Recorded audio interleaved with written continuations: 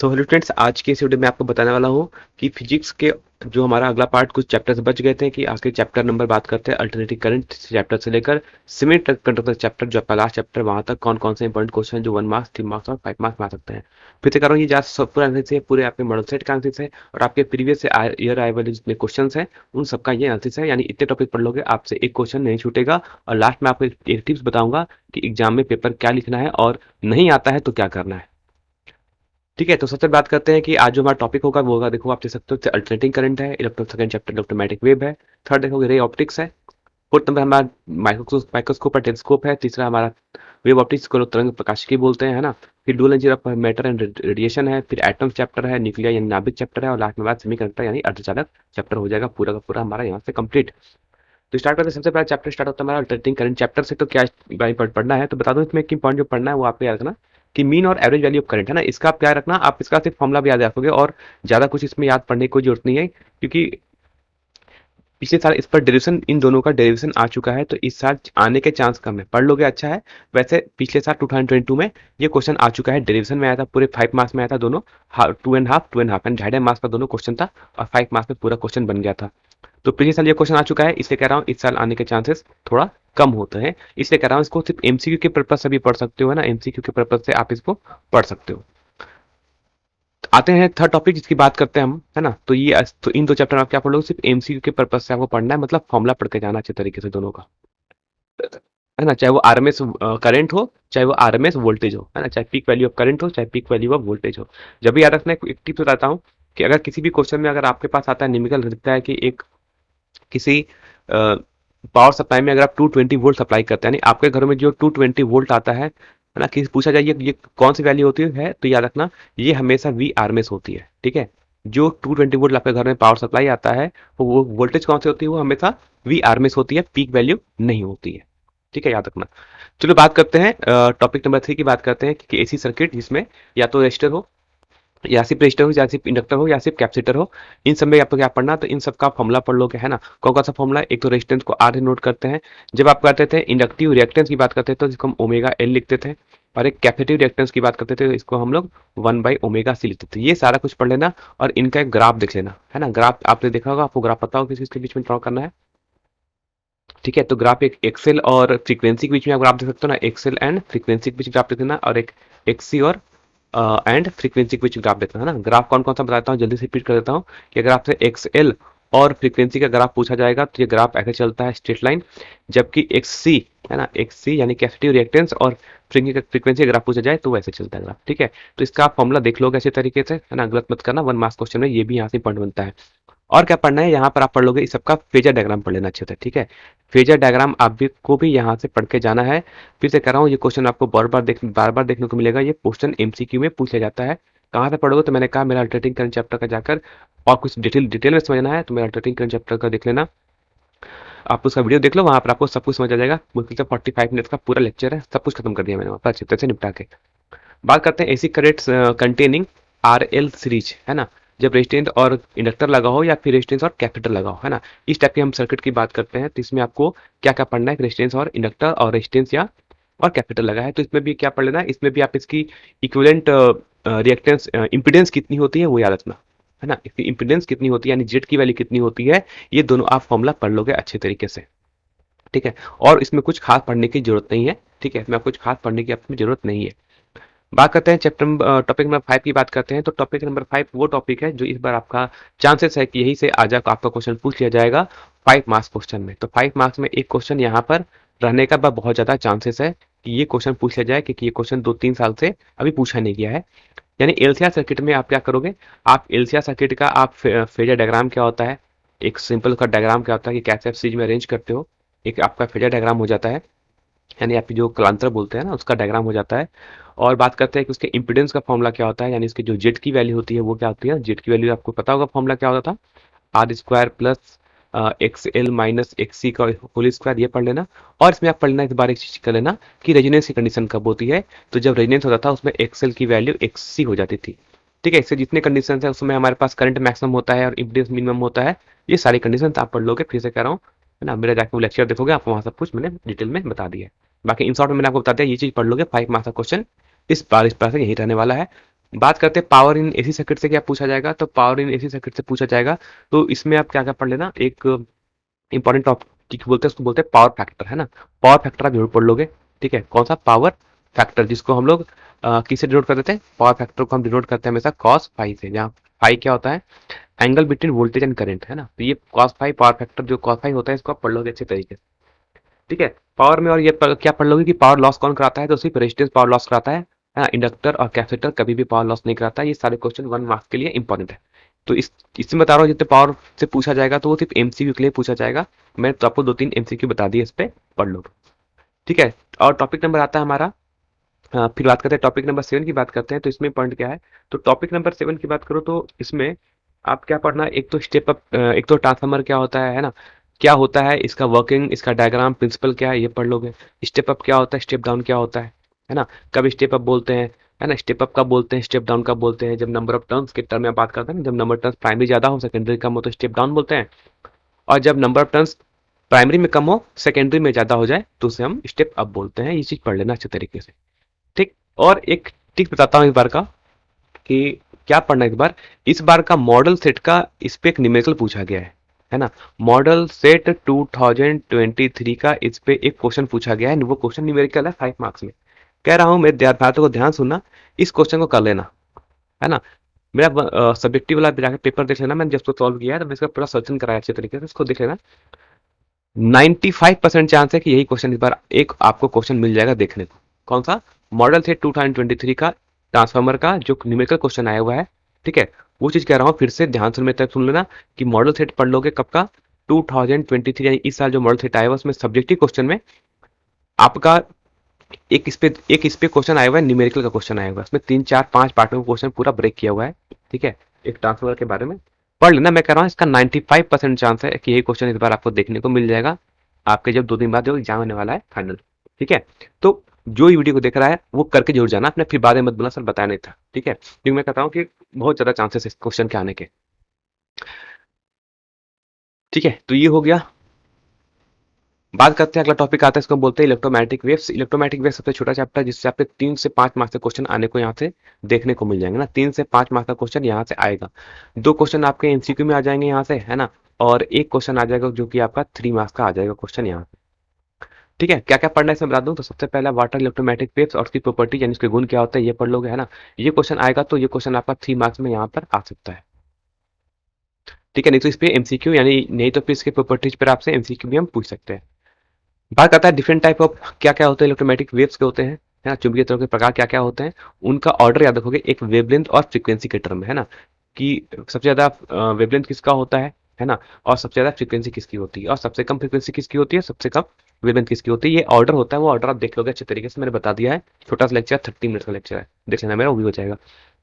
एक important topic बात करते हैं तो आता है हमारा electromagnetics, use of electromagnetic waves, है ना। इलेक्ट्रोमैग्नेटिक वेव्स का यूज क्या क्या है, इसके उपयोग क्या क्या है, ये पढ़ लेना। जैसे कि पूछा था कि आप क्रिस्टल स्ट्रक्चर को देखने के लिए धातु, एक ठोस धातु के स्ट्रक्चर को देखने के लिए आप कौन से ये यूज करते हैं, रडार सिस्टम में आप क्या यूज करते हैं, है ना। रात में जो दूरबीन देखने के लिए हम यूज करते हैं उसमें किस इलेक्ट्रोमैग्नेटिक वेव का हम यूज करते हैं। ये सारे की चीजें प्रॉपर्टीज है जो आप इसको अच्छे तरीके से पढ़ लेना, है ना। यहाँ से क्वेश्चन कर रहा हूँ, 5 मार्क्स का क्वेश्चन तो यहीं से आने वाला है। और बता दिया इन्हीं टॉपिक से बाहर, इससे टॉपिक बाहर नहीं जाने वाला है। इस पे एक आप छोटा सा ना, जब आप इलेक्ट्रोमैग्नेटिक वेव पढ़ोगे तो कुछ कुछ बेसिक आपको मैं फॉर्मूला बताता हूँ, वो आप याद रखोगे। जैसे कि एक तो सी की वैल्यू होती है 1/√म्यू नॉट झारखंड बोर्ड का बड़ा फेमस क्वेश्चन है ना, बहुत प्यारा क्वेश्चन उनको। एक सी की वैल्यू हम E0/B0 भी लिखते हैं, ये भी याद रख लेगा, ठीक है। ये भी याद रख लोगे। अगर हमें कभी इक्वेशन गिवन होता है E अगर आपसे कभी न्यूमेरिकल आ जाए इस पे 1 मार्क्स का, तो हम लिखते हैं साइन ओमेगा टी माइनस के एक्स, या के एक्स माइनस ओमेगा टी, कुछ भी लिखा रहेगा ऐसा, ठीक है। तो यहाँ पर ओमेगा की वैल्यू वो 2 पाई/टी होती है ना। या फिर इसको हम 2 पाई/एफ भी लिखते हैं। तो आपसे आपसे फ्रीक्वेंसी पूछा जाएगा तो जो टाइम के साथ जो नंबर रहेगा मल्टीप्लाई वही ओमेगा होता है। के की वैल्यू पूछी जाएगी तो के की वैल्यू 2 पाई/लैम्डा होगी, तो हम यहाँ से लैम्डा भी कैलकुलेट कर पाएंगे, ठीक है। तो ये सारे फॉर्मूले पढ़ लेना, इससे बाहर कुछ नहीं जाता है ना। इतने से काम आपका बन जाएगा, ठीक है। तो ये सारा फॉर्मूला आप पढ़ लोगे अच्छे तरीके से ना, जो मैं आपको बता दिया है। ओमेगा कैसे निकालोगे, और के की value 2 pi lambda by 2 pi lambda होता है, ये सारा फॉर्मूला। और बाकी ये दोनों फॉर्मूला भी पढ़ लोगे अच्छे तरीके से, न्यूमेरिकल में यही पूछते हैं, इससे ज्यादा बाहर नहीं आता है। अच्छा, डायरेक्शन अब पूछा जाएगा, तो अगर डायरेक्शन ऑफ इलेक्ट्रोमैग्नेटिक वेव पूछ जाएगी ना, डायरेक्शन ऑफ ईएम वेव, अगर ईएम वेव अगर आपसे पूछ लिया जाएगा तो याद रखना इसका डायरेक्शन कैसा होता है, हमेशा ई क्रॉस बी के पैरेलल होता है, या फिर ई क्रॉस बी के डायरेक्शन में होता है। याद रखना, पहले इलेक्ट्रिक फील्ड होगा, बाद में मैग्नेटिक फील्ड होगा, है ना। ई क्रॉस बी होता है, बी क्रॉस ई मत कर देना कोई गलती से, ठीक है। इसलिए जब भी आप न्यूमेरिकल क्वेश्चन सॉल्व कर रहे हो तो याद रखना कि चारों ऑप्शन को पढ़ोगे ध्यान से, है ना। आंख बंद करके पहला ऑप्शन मिल गया, टिक नहीं मारना, एक बार चार क्वेश्चन चारों ऑप्शन को जरूर देख लेना, टाइम मिलता है इतना देखने का। चलो आते हैं, अगला चैप्टर आता है फिर हमारा रे ऑप्टिक्स। रे ऑप्टिक्स बहुत इंपॉर्टेंट चैप्टर है ना। बात करते हैं इसमें आपको क्या क्या पढ़ना है। तो पहला पढ़ लोगे कि पहला की क्रिटिकल एंगल, है ना। क्रिटिकल एंगल क्या होता है ये थोड़ा पढ़ लेना, व्हाट इज क्रिटिकल एंगल क्या होता है, उसका फॉर्मूला पढ़ लोगे। फॉर्मूला में आप एक कौन सा ये फॉर्मूला पढ़ लोगे कि एक साइन सी की वैल्यू 1/μ होती है ना।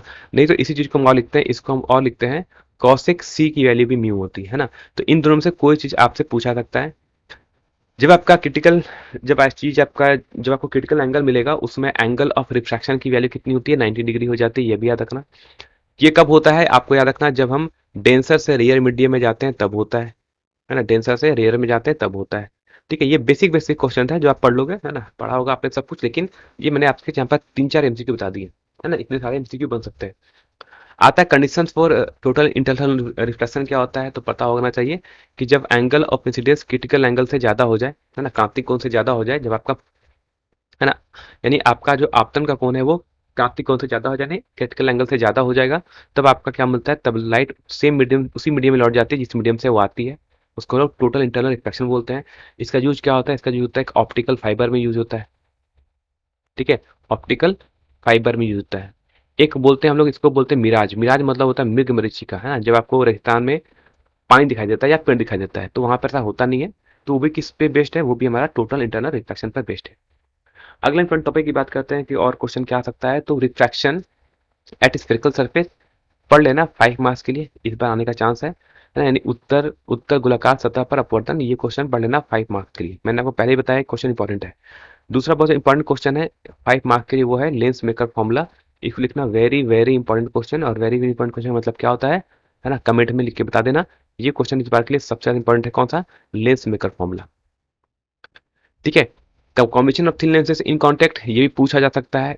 यानी इस क्वेश्चन को लोग 3 मार्क्स में पूछते हैं, तो 3 मार्क्स नहीं तो 5 मार्क्स में क्वेश्चन आ सकता है। मूड होगा तो उनको फिर वो 3 मार्क्स में पूछ देंगे, ज्यादा मूड होगा तो इसको वो 5 मार्क्स में भी क्वेश्चन बना के पूछ सकते हैं। देखो ये मैं सारा आपको टॉपिक बता रहा हूँ ना, ये टॉपिक ऐसे पूछे जाते हैं, लेकिन क्वेश्चन को कंबाइन किया सकता है, क्योंकि क्वेश्चन को पूछने का तरीका अलग होगा, आंसर वही होगा, याद रखना। थोड़ा सा आंसर चेंज करोगे, आंसर वही रहेगा। या अगर आपको पूछा जाता है कि what is combination of lens क्या होता है, तो जो जब दो दो लेंस को आपस में हम लोग टच करके रखते हैं तो जो हमारा इक्विवेलेंट लेंस बनता है उसे हम कॉम्बिनेशन ऑफ लेंस बोलते हैं, ठीक है। लिख लोगे, combination of lens, thin lens को जब जोड़ते हैं तो फोकल लेंथ का फॉर्मूला होता है ना, 1/f equal to 1/f1 plus 1/f2। हाँ, ये वाला डायरेक्शन आप एक बार देख लेना अच्छे तरीके से, मैं आपको बातें कह रहा हूँ। फिर बात करते हैं एक, तो ये क्वेश्चन क्या 3 मार्क्स के लिए, बात करते हैं कि सर क्या ये क्वेश्चन आएगा, relation between refractive index and angle of minimum deviation, है ना, क्या इसके बीच प्रूफ आएगा। तो देखो मैं कहता हूँ ये प्रूफ 2022 में आ चुका है ना। ये प्रूफ आपका 2022 में आ चुका है, इससे मैं कह रहा हूँ कि ये क्वेश्चन आने का चांस कम है ना। वैसे इस क्वेश्चन को भी आप देख सकते हो, है ना, देख लेना, लेकिन जहां तक मेरे अकॉर्डिंग कि प्रीवियस ईयर का वो 5 मार्क्स क्वेश्चन रिपीट करते नहीं जल्दी, ठीक है। कर भी सकते हैं, नहीं भी कर सकते हैं, हो सकता है। तो एटलीस्ट इसको एक बार पढ़ लेना, लेकिन मेरे अकॉर्डिंग नहीं पूछा जाना चाहिए, हाँ, लेकिन आप इसको पढ़ लेना जरूर, है ना। अगर मुंह से कहा जाता तो मैं क्वेश्चन नहीं देता, क्योंकि ऑलरेडी जो क्वेश्चन आ चुका है पिछले साल, वो हम क्वेश्चन क्यों दें। लेंस मेकर फॉर्मूला इतना इंपॉर्टेंट क्वेश्चन है जो अब तक पूछा नहीं गया 2-3 सालों में, तो उसे क्यों ना पूछे, ठीक है। तो ये जो मैं आपको बता रहा हूँ 5 मार्क्स के लिए, ये जरूर पढ़ लेना, ठीक है। संयुक्त की बात करें तो आप इसका सिर्फ पढ़ लेना डायग्राम,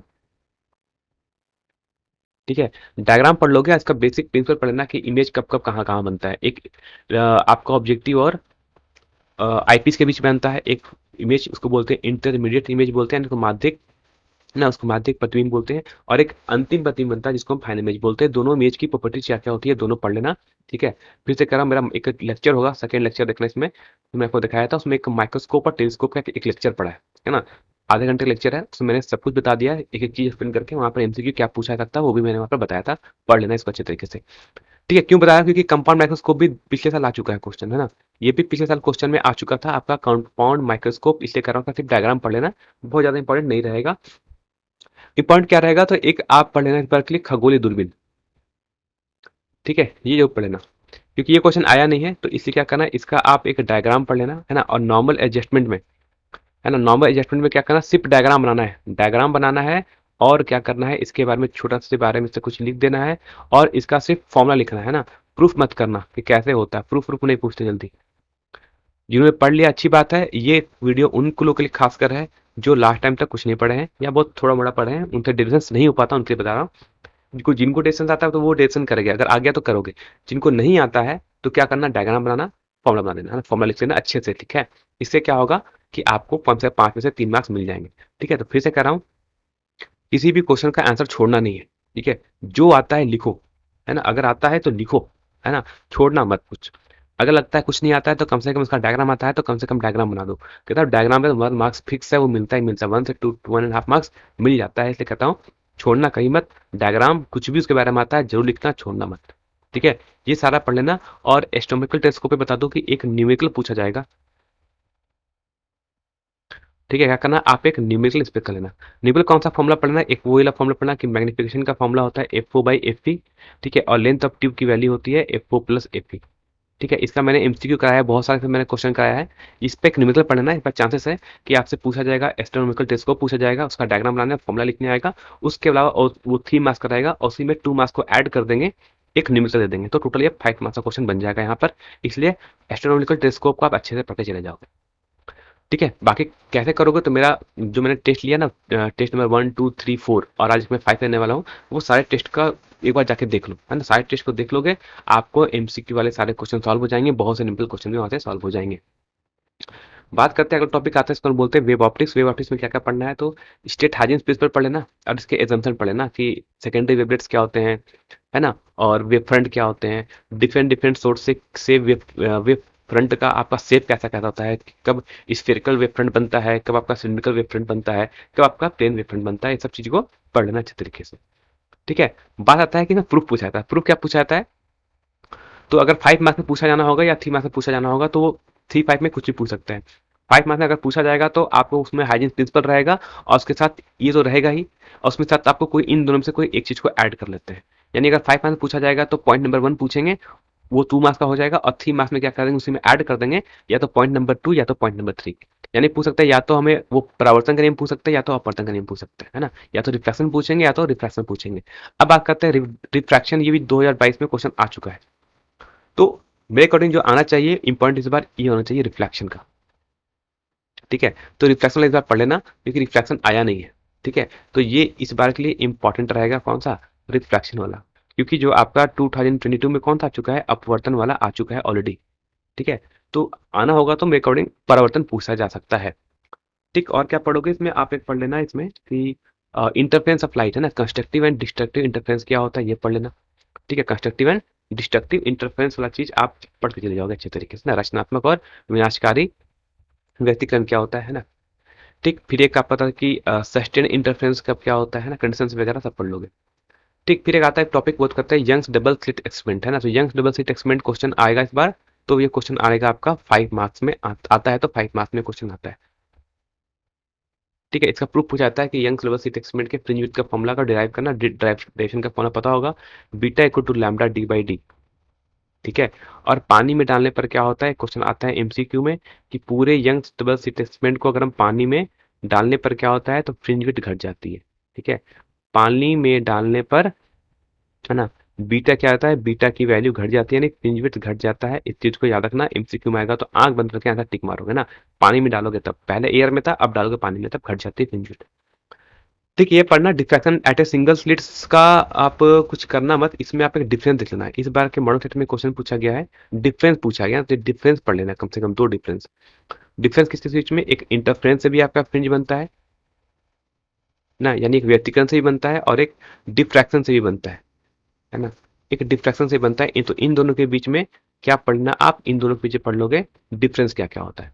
ठीक है, एक होता है आपका कौन, एक होता है आपका व्यतिकरण, व्यतिकरण बोलते बोलते इंटरफेरेंस, और है ना, व्यतिकरण और एक बोलते हैं विवर्तन। इन दोनों में क्या पढ़ लोगे, इन दोनों में आप पढ़ लेना कि इन दोनों में डिफरेंस क्या होता है। इस बार के मॉडल सेट में क्वेश्चन पूछा गया है ना, मॉडल सेट 2023 का क्वेश्चन है।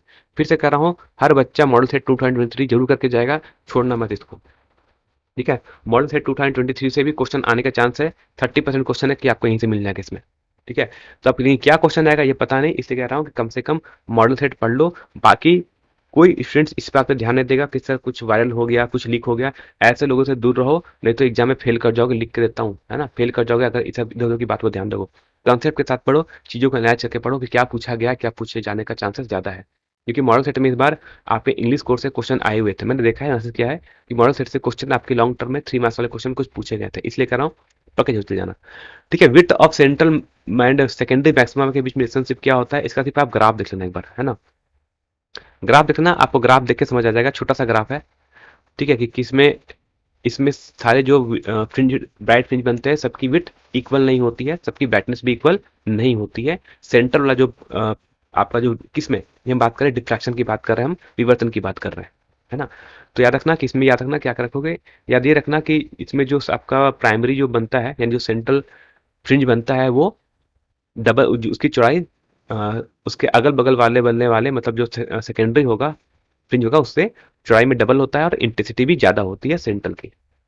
ठीक है, जब बात करते हैं इंटरफ्रेंस में, तो इंटरफ्रेंस में सेंट्रल और जितने भी फ्रिंज विड्थ बनते हैं, ब्राइट बनते हैं या डार्क बनते हैं, सबकी विड्थ इक्वल होती है। और जो ब्राइट फ्रिंज बनते हैं सारे ब्राइट फ्रिंज की ब्राइटनेस भी इक्वल होती है। ठीक है, ये कुछ डिफरेंस है जो आप यहाँ पर पढ़ लोगे। ठीक है, बात करेंगे इंटरफ्रेंस के लिए आपको 2 स्लिट्स चाहिए, है ना, 2 सोर्स चाहिए, जबकि डिफ्रैक्शन के लिए सिंगल से काम होता है, यानी सिंगल से एक सिंगल एज से आपका डिफ्रैक्शन हो जाता है। ठीक है, तो ये 2 पॉइंट से आप पढ़ लेते हैं, पर देखो अच्छे तरीके से ये क्वेश्चन एमसीक्यू में पूछने जाने का चांसेस रहता है हमेशा। आते हैं कि पोलराइजेशन ऑफ लाइट क्या होता है, ये पढ़ लेना, यानी प्रकाश का ध्रुवीकरण क्या होता है, इसका स्टेटमेंट पढ़ लेना। और ब्रूस्टर्स का क्या नियम क्या था ये पढ़ लोगे, है ना, कि म्यू की वैल्यू 10 आईपी होती है, ये पढ़ लोगे।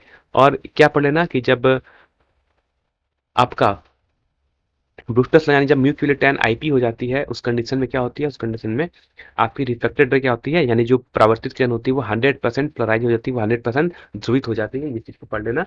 और उसमें उसमें परावर्तित किरण और अपवर्तित किरण मतलब कि रिफ्लेक्टेड लाइट और रिफ्लेक्टेड लाइट के बीच में एंगल 90 डिग्री होता है, ये भी याद करना, एमसीक्यू के लिए इंपॉर्टेंट है।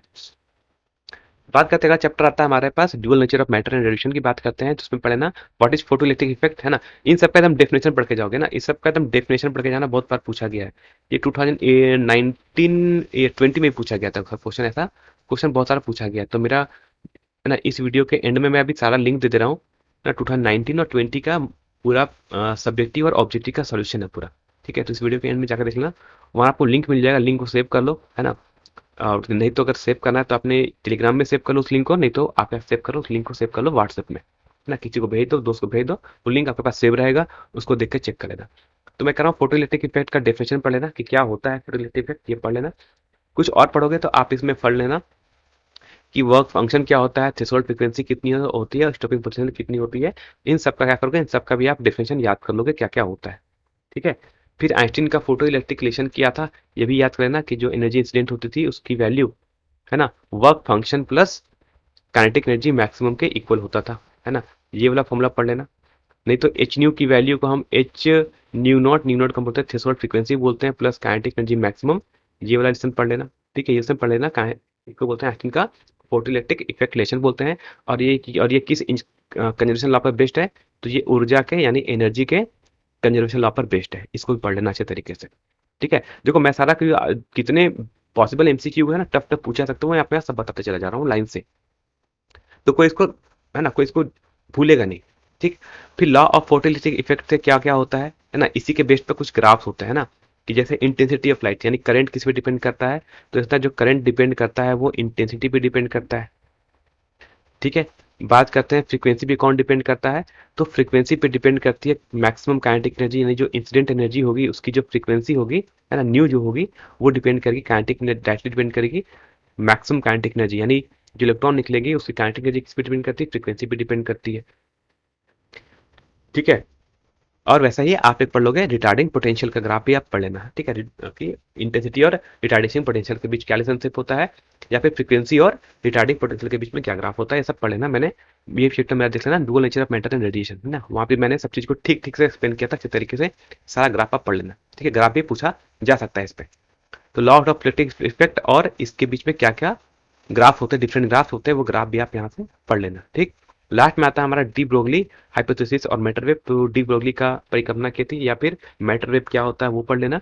फिर पढ़ लोगे कि जो उसकी जो मैटर वेव की फॉर्मूला होता है वो lambda equal to h by p होती है, ठीक है। ये फॉर्मूला आप पढ़ लोगे अच्छे तरीके से, ठीक। और इसमें क्या पढ़ना, और इसमें आप पढ़ सकते हो कि एनर्जी ऑफ फोटोन, है ना, जब हम बात करते हैं फोटोन की एनर्जी की बात करते थे, पॉइंट नंबर 2 की बात करते हैं फोटोन एनर्जी।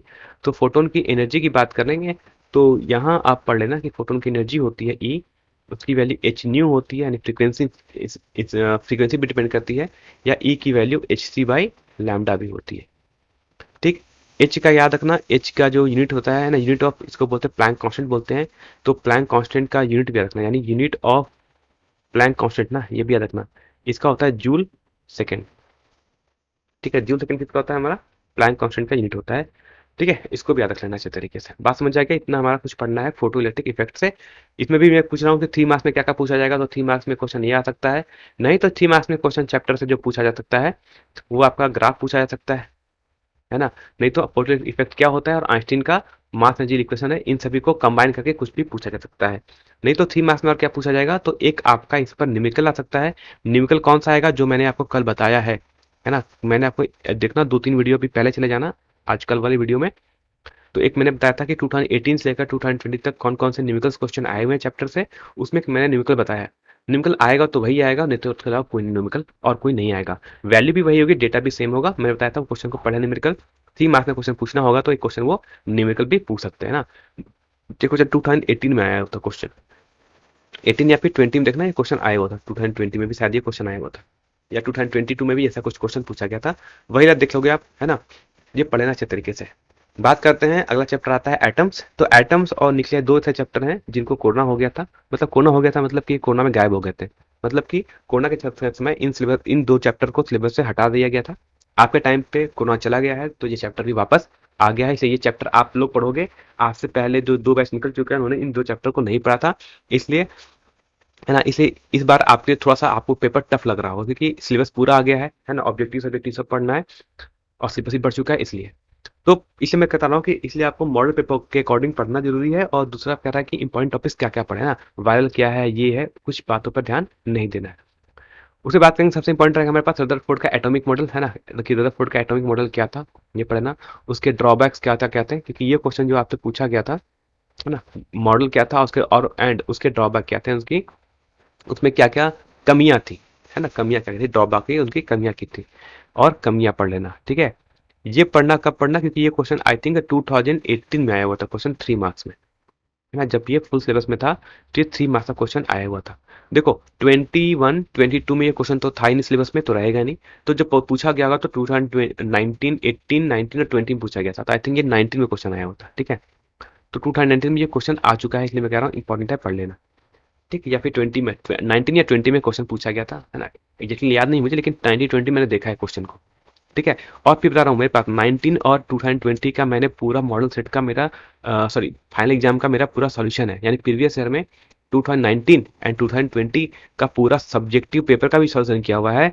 सबका वीडियो यही मिल जाएगा वीडियो के नीचे, जाकर चेक कर लो, पढ़ लो अच्छे तरीके से, ठीक है। बोर्ड्स का एटॉमिक मॉडल पढ़ लेना और इसके पोस्टुलेट्स पढ़ लेना कि बोर्ड्स का एटॉमिक मॉडल किस किस बात पर डिपेंड करता है और उन्हें क्या क्या चीज एज्यूम किया था, है ना, इसको यानी इसको बोर्ड्स का एटॉमिक मॉडल, ठीक है। ये क्वेश्चन भी इंपॉर्टेंट रहेगा इस बार आपके 3 मार्क्स के लिए। तो 3 मार्क्स का क्वेश्चन यहाँ से क्वेश्चन जो बता रहा हूँ आपके लिए इंपॉर्टेंट है।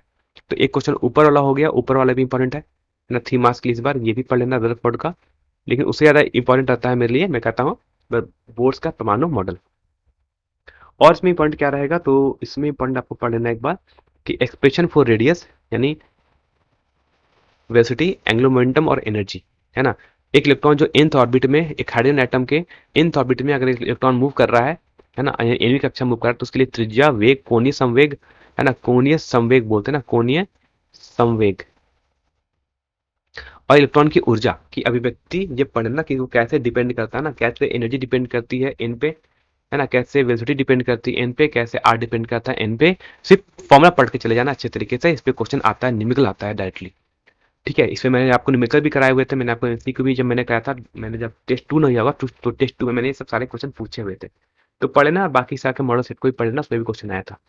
इसमें एक 3 मार्क्स में प्रूफ पूछा जाएगा, तो आपके मॉडल सेट में पूछा गया है रेडियस के लिए, है ना। यानी रेडियस का आप प्रूफ पढ़ लोगे कि रेडियस कैसे आता है, यानी रेडियस जो है, जो त्रिज्या है ना, बोर्ड का जो त्रिज्या होती है वो कैसे निकालते हैं, इसका प्रूफ पढ़ लेना।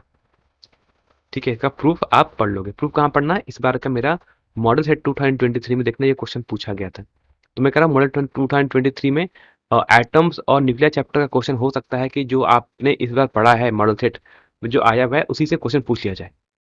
ठीक है, तो इसको पढ़ लेना, इसका प्रूफ पढ़ लेना पूरा ना, कैसे इसको प्रूफ कर सकते हैं, बाकी और सबका फॉर्मूला पढ़ लोगे। बात करते हैं कि hydrogen spectrum and spectral lines ना, तो लाइमन, बामर, पास्टन, ब्रैकेट, पीफा सीरीज क्या क्या होता है। ठीक है, और सब में और सब पढ़ना कि वो किस किस रीजन में लाई करते हैं, यानी कि अल्ट्रावायलेट में हमारा कौन होता है, लाइमन सीरीज होता है। बामर होता है वो विजिबल रीजन यानी दृश्य किरण होती है।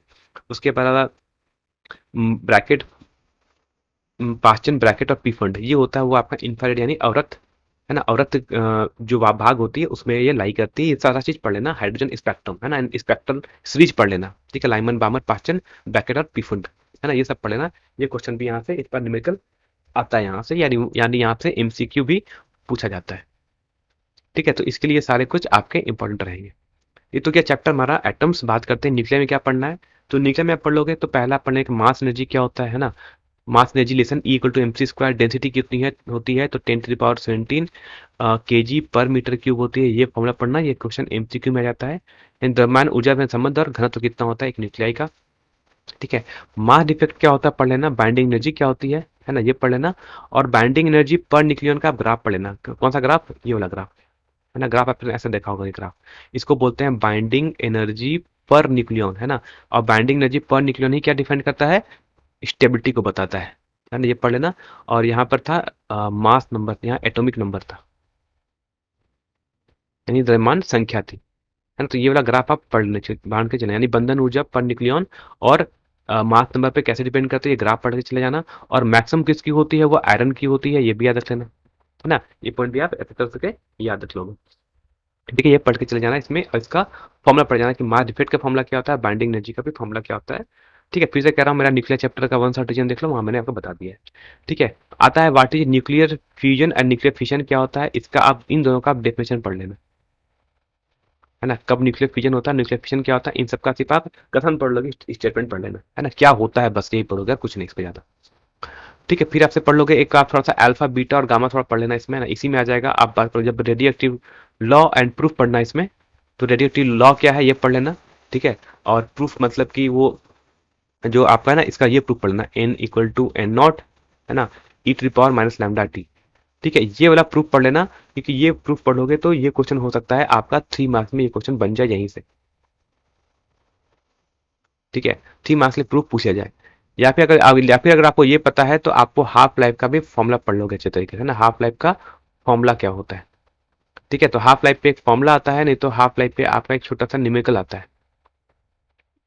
क्या आता है आपको, छोटा सा एक न्यूमेरिकल आता है, ये चीज आप पढ़ लेना है। छोटा सा न्यूमेरिकल आएगा, हाफ लाइफ का फॉर्मूला क्या आता है तो बता दो। टी हाफ लाइफ का फॉर्मूला होता है वो क्या होता है, log e two divide by lambda होता है, या फिर इसको लिखते हैं 0.693 डिवाइड बाय लैम्डा होता है। ये वाला फॉर्मूला पढ़े ना, किसके लिए, हाफ लाइफ के लिए। ठीक है, तो हाफ लाइफ का इतना पढ़े ना, ये सारे क्वेश्चन इंपॉर्टेंट है, यानी इसको हम अर्ध आयु काल बोलते हैं, हाफ लाइफ बोलते हैं ना, इस सब का फॉर्मूला और न्यूमेरिकल पढ़ लेना अच्छे तरीके से। तो ये पूछा जाएगा आपका मैक्सिमम जो रहेगा न्यूक्लियर चैप्टर्स रहेगा। ठीक है, स्टेबिलिटी कैसे डिपेंड करती है पढ़ लेना, है ना। फिर देखा मेरा वन शॉट रीजन देख लो, वहाँ मैंने बता दिया ना, अभी मुझे इतना याद नहीं है एक्चुअली, क्योंकि कंसेप्ट बहुत छोटे छोटे कंसेप्ट बहुत होते हैं इसमें, और पूछने का तो जैकबोर्ड कुछ ही पूछ सकता है। तो मेरा जाकर वो देख लो, और फिर से कर रहा हूँ मेरा प्रीवियस ईयर का मैं कर रहा हूँ 1920 का सब्जेक्टिव पेपर सॉल्यूशन देख लो, और 18 से लेकर 2022 तक का एमसीक्यू देख लो, पूरा 5 साल का ना, 18, 19, 20, 21, 22। 21 में कंपार्टमेंट एग्जाम हुआ था, तो कंपार्टमेंट एग्जाम सिर्फ ऑब्जेक्टिव हुआ था, पूरा फुल सिलेबस का पढ़ लेना। मैंने सब कुछ आपको, टेलीग्राम मेरा ग्रुप है, उस पर ज्वाइन करो, मैंने वहां पर आपको सब कुछ शेयर कर दिया है।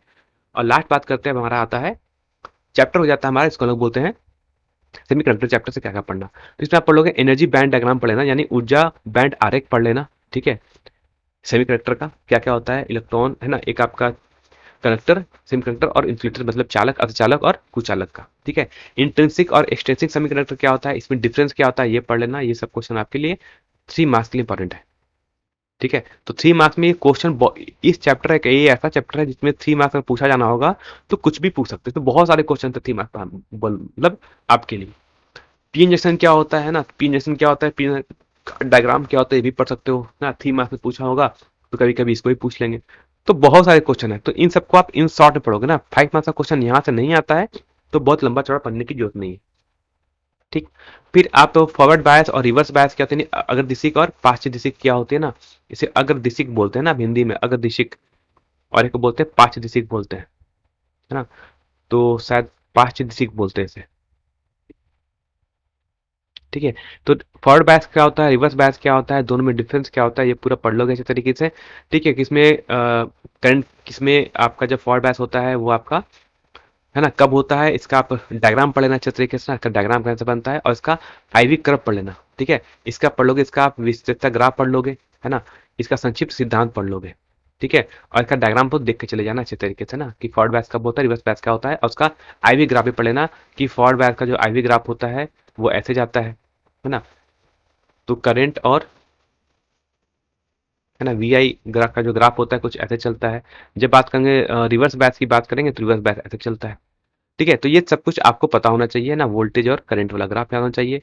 करंट की वैल्यू होती है, ठीक है, वो आपकी माइक्रो एम्पियर में होती है। कब, किसमें, हम जब बात करते हैं रिवर्स बैच में, जब आप बात करते हैं आपका मिली एम्पियर में करंट होगा, है ना। ये ग्राफ देख लेना एक बार अच्छे तरीके से, यहाँ से मत देखना ग्राफ, जो मैं ग्राफ बताया वो आप जाकर मेरा वन साइड डिवीजन देख लो। मैंने बताया कि इसमें जब आपका फॉर बैच में होता है तो करंट जो फ्लो करता है वो मिली एम्पियर के रेंज का होता है, मतलब फॉर बैच में ज्यादा करंट फ्लो करता है, रिवर्स बैच में बहुत कम करंट फ्लो करता है।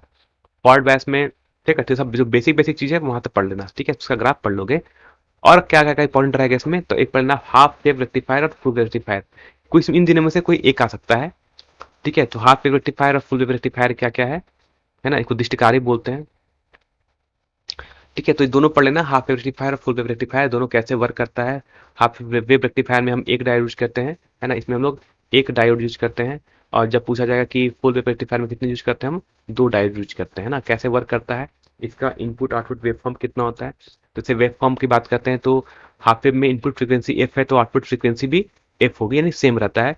और अगर बात करते हैं कि फुल वेव रेक्टिफायर में अगर इनपुट फ्रीक्वेंसी एफ है तो आउटपुट फ्रीक्वेंसी डबल हो जाती है, यानी 2f हो जाते हैं। ये पॉइंट का रखना, ऑब्जेक्टिव में क्वेश्चन पूछा जाएगा इस बार, बहुत चांस है ये क्वेश्चन पूछ लिया जाएगा। कि फुल वेव रेक्टिफायर के लिए बात कर रहे हैं तो अगर इनपुट फ्रीक्वेंसी, हम जो फ्रीक्वेंसी दे रहे हैं वो अगर 50 हर्ट्ज की है तो आउटपुट फ्रीक्वेंसी कितनी होगी ना, कितनी होगी बता देना, डबल हो जाएगी। डबल कितनी हो जाएगी, 100 हर्ट्ज हो जाएगी। ये वाला चीज पढ़ के चले जाना अच्छे तरीके से। ये फुल वेव रेक्टिफायर के लिए होता है। फिर इंपॉर्टेंट रहता है आपके लिए जेनर डायोड, है ना। जेनर डायोड है जो 2-3 साल पहले क्वेश्चन, 2-3 बार ये क्वेश्चन पूछा गया है, तो 3 मार्क्स के लिए ये क्वेश्चन भी इंपॉर्टेंट रहता है। तो 3 मार्क्स के लिए ये भी है ना। जेनो डायोड भी पूछा जाएगा, जेनो डायोड भी आपका 3 मार्क्स के लिए इंपॉर्टेंट है। और आपका ये फुल वेव रेक्टिफायर और हाफ वेव रेक्टिफायर भी 3 मार्क्स के लिए इंपॉर्टेंट है। तो पढ़ लिया है तो क्वेश्चन को अच्छे तरीके से पढ़ लो, एक बार रिवाइज फिर से कर लेना। किसके लिए, हाफ वेव और फुल वेव रेक्टिफायर के लिए। बाकी मैंने कहा था कि आपको जो जेनो डायोड होता है वो कैसे वर्क करता है, एज ए वोल्टेज रेगुलेटर के तरीके से वर्क करता है, यानी वोल्टेज नियामक रूप में वर्क करता है। ये क्वेश्चन आपसे पूछा जाता है 1 मार्क्स में, ऑब्जेक्टिव में, एमसीक्यू में पूछा जाएगा। पढ़ लेना इसको। ठीक, और वर्किंग क्या होता है, डायग्राम क्या होता है, और ये किस बैच में काम करता है, तो ये आपका रिवर्स बैच में वर्क करता है, यानी ये पास्ट दितिक में ये वर्क करता है। और ये ब्रेक डाउन रीजन में वर्क करता है, ये भी याद रखना ना, ये ब्रेक डाउन रीजन में वर्क करता है। ब्रेक डाउन रीजन का हिंदी क्या होता है ना, कोई हिंदी में बता देना कमेंट करके, तो हिंदी में क्या बोलते हैं मुझे एक्चुअली नहीं याद इसका। ठीक है, ये पढ़ेगा 3 मार्क्स में क्वेश्चन आएगा। अब एक क्वेश्चन देखो, कंफर्म क्वेश्चन कहाँ से आएगा, लॉजिक गेट से। लॉजिक गेट से 2 क्वेश्चन आएंगे, 2 से 3 क्वेश्चन दिखेंगे, 2 क्वेश्चन दिखेंगे। एक क्वेश्चन आएगा आपका एमसीक्यू में। ठीक है, तो एक क्वेश्चन आप पढ़ लोगे, तर्कबाजी को बोलते हैं, 1 क्वेश्चन आएगा एमसीक्यू में, और एक क्वेश्चन आएगा 1 मार्क्स में। ठीक है, और एक क्वेश्चन आएगा 1 मार्क्स में, 2 क्वेश्चन यहाँ से 2 मार्क्स, तो यहाँ से कंफर्म है लॉजिक गेट से ही पूछा जाएगा। तो एक एमसीक्यू पूछा जाएगा, एमसीक्यू में पढ़ लेना ना, जितने लॉजिक गेट्स होते हैं, कौन कौन से लॉजिक गेट्स होते हैं पढ़ लेना। एक आपका नॉट होता है, ठीक है, और होता है, फिर एक एंड होता है, फिर एक आपका नैंड होता है। एक नॉर हो जाएगा और एक आपका हो जाएगा नैंड। ठीक है, ये जो 5 लॉजिक गेट्स हैं इन सभी का क्या पढ़ लोगे, डायग्राम पढ़ लेना और सबका हाँ, सबका क्या पढ़ोगे, सबका आपको डायग्राम पढ़ना है, सबका आपका ट्रूथ टेबल भी यानी सत्य सारणी भी पढ़ लेनी है अच्छे तरीके से। ठीक है, इसमें से जो दो है ना, नैंड और नॉर को हम लोग बोलते हैं यूनिवर्सल यानी सार्वत्रिक। इसे यूनिवर्सल या इसको लोग सार्वत्रिक तर्क द्वारा यानी यूनिवर्सल लॉजिक गेट बोलते हैं। ये पढ़ लेना, ये क्वेश्चन, यही क्वेश्चन एमसीक्यू में आएगा इस बार, है ना। तो एमसीक्यू क्वेश्चन यहीं से रहेगा, बाकी इसका आप लोग, है ना, इसका आपका डायग्राम या जो ट्रूथ टेबल है वो क्वेश्चन आएगा 1 मार्क्स में। ठीक है, तो 1 मार्क्स में आएगा तो इसका एक डायग्राम पूछा जाएगा और इसका एक ट्रूथ टेबल पूछा जाएगा, किसी एक का, सबका नहीं आएगा, किसी एक का आ सकता है, कौन आएगा नहीं पता, है ना, लेकिन कोई एक आ सकता है इसमें से। डायग्राम और ट्रू टेबल पूछेगा 1 मार्क्स में। ठीक है, तो ये क्वेश्चन आपके इंपॉर्टेंट हो जाते हैं। अब बात करते हैं इंपॉर्टेंट टिप्स की, बात कर रहा हूँ कि अगर आपने लॉजिक गेट्स का आप कहाँ देखोगे, तो मेरा एक वीडियो लेक्चर है, इसके डिस्क्रिप्शन में आपको दे दूंगा। फिर मैंने लॉजिक गेट्स बताया और जितने में लॉजिक गेट्स है मैंने सबको अच्छे से एक्सप्लेन किया, और चीज़ को जाके पढ़ लेना। बहुत ज़्यादा डीप में मत पढ़ना, लास्ट वाले कुछ क्वेश्चन मैंने सॉल्व कराए उसको पढ़ने की जरूरत नहीं है। स्टार्टिंग वाले बस 2 3 4 5 स्लाइड पढ़ना, बस उतने में से काम हो जाएगा, पूरा पढ़ने की इसको जरूरत नहीं है। अब बात करते हैं कि अगर आप इस बार बोर्ड एग्जाम देने जा रहे हो तो क्या करना। तो मैं कह रहा हूँ अब क्या क्या पढ़ लो, आप एक पढ़ लो मॉडल सेट पढ़ लो पूरा, है ना। मॉडल सेट जो आया हुआ है जैक बोर्ड का, है ना, जो जैक बोर्ड ने ऑफिशियल लॉन्च किया था, वो मॉडल सेट 2023 पढ़ लेना। ठीक है, फिर 2018 से लेकर 2021 तक का, है ना, आप इन सबका एमसीक्यू देख लो, है ना। एमसीक्यू यहाँ से सफिशियंट है, बहुत सफिशियंट है। 35 में से 30 क्वेश्चन तो यहीं से आ जाएंगे, उससे बाहर नहीं जाने वाला है ना। 2022 तक करना है ना, 22 तक का। आप 2022 का एक मॉडल सेट भी देख लेना। 22 का मॉडल सेट का आप क्या देखोगे, तुम्हें मॉडल सेट देखना, क्या देखना इसमें, सिर्फ आप देखना मॉडल सेट 2022 का, तो वो देखना आप सिर्फ इसका एमसीक्यू। ठीक है, इसको देख लेना अच्छे तरीके से। मैं इसका भी वीडियो मैंने आपको टेलीग्राम ग्रुप में मैं भी सेंड कर दे रहा हूँ, वहाँ पर लिंक सेंड कर दे रहा हूँ, वहाँ जाकर जाकर देख लेना इसको। और 2019 एंड 2020 का सब्जेक्टिव भी देख लेना पूरा पेपर, है ना।